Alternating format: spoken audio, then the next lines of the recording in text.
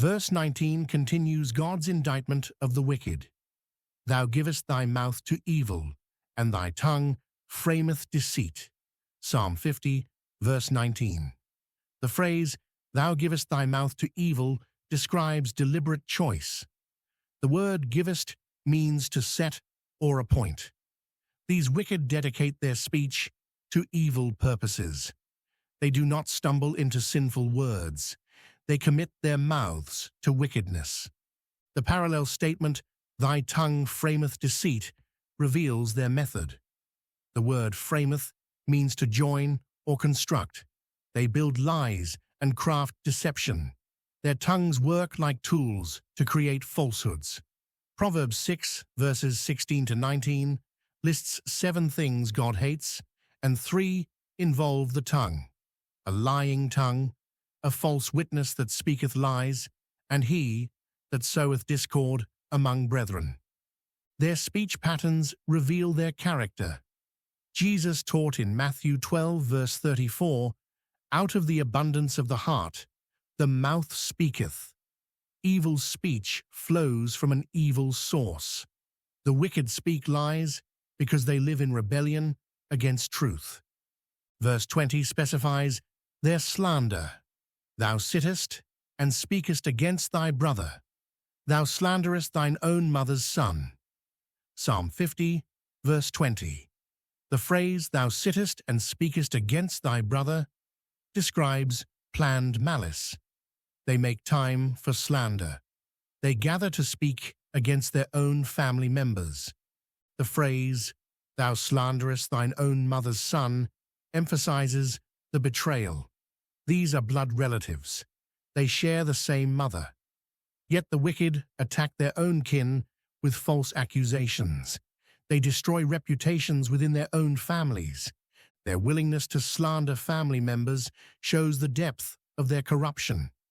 Natural affection should protect family bonds, but these wicked ones violate even those ties. They break relationships through malicious speech. Their tongues become weapons against their own families. Verse 21 reveals God's patience and their coming judgment. These things hast thou done, and I kept silence. Thou thoughtest that I was altogether such an one as thyself. But I will reprove thee, and set them in order before thine eyes. Psalm 50, verse 21. This states God's forbearance. God has seen their sins. He has witnessed their hypocrisy, their theft, their adultery, their lies, and their slander. Yet God remained silent. He did not strike them down at once.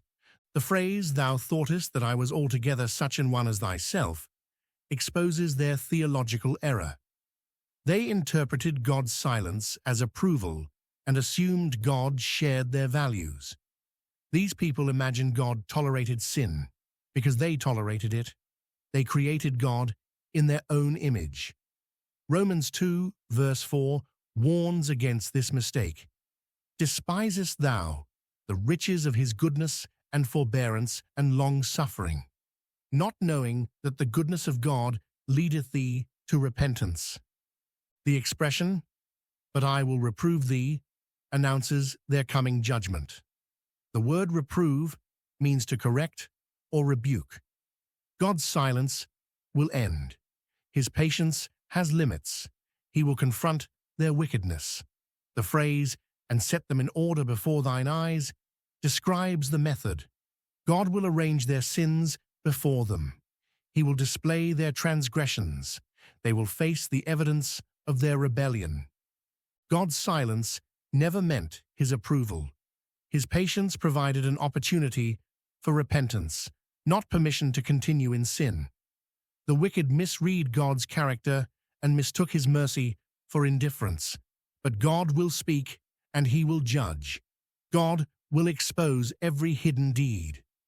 Ecclesiastes 12, verse 14 declares, For God shall bring every work into judgment, with every secret thing, whether it be good or whether it be evil.